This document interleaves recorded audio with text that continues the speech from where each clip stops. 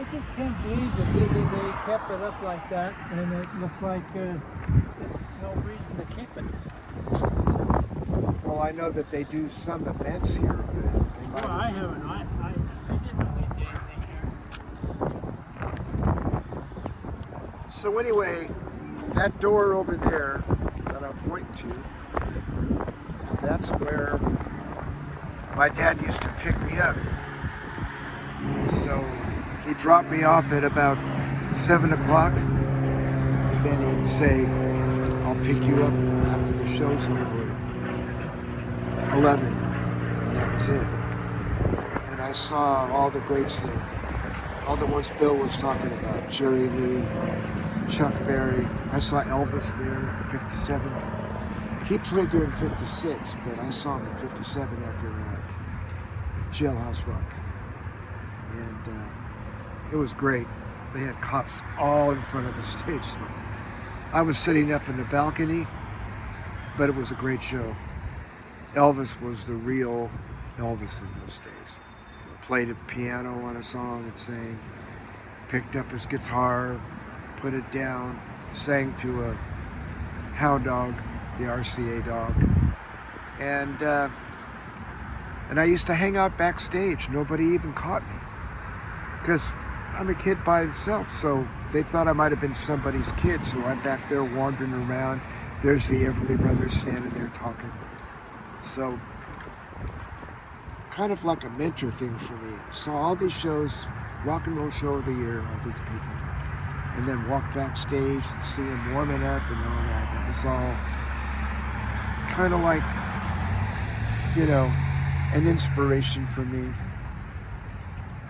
Seeing them and feeling the power of the music. I think that's really what it was. The power of the music. Everybody was there having a good time. You know, no fights, no violence, no drama. Just fun.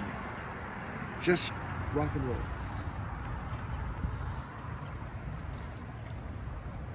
Bill, your memories? My memory?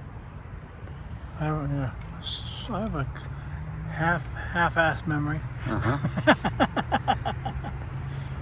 You've already, I thought you filmed all that stuff. I don't know, or might mix some other with old with the new type stuff. Just talk, describe whatever you want. I first rented it when I was out of high school for about 2 years in the 50s. We decided to put our jazz concert on. So the one in the Oakland Auditorium. Let's start this again. Sorry about that. One end of the Oakland Auditorium has a theater that holds about 15 or 16 or 1700 people. We rented it for a jazz concert with Cal Jader, Bolasete, and another name, Mac. I can't remember the name of it anymore. I got it on paper somewhere. But that was my only show I ever did in that world of jazz. I don't think we did that well. After that, I just started doing rock and roll at the Moose Club, and then I met Manny Schwartz, who happened to live in San Leandro, the biggest promoter on the whole West Coast, and he happened to live right by the Bell Theater of all places. When I was putting a poster up at Pring's, I think I've told you all this before, and he introduced him to me, and he wanted me, somebody to work locally for him, his local guy to help promote his shows, because he was always going all over the states. And that's when I was able to put in, as Jimmy knows, Fats Domino and Fairgrounds and Dwayne Eddy at the Carpenters Hall. That was all through Manny Schwartz.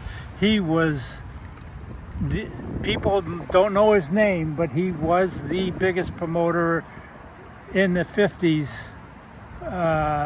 Nobody knew. He didn't advertise. He was a little Jewish guy with a bald hair. He'd walk in a show with his briefcase full of cash. There was nothing but cash. No such check. Nobody had checks, cashier's checks. all his acts were paid cash every night out of his little briefcase. And I dealt with him for about 2 years, and then I got drafted. And when I was in the Army, he died.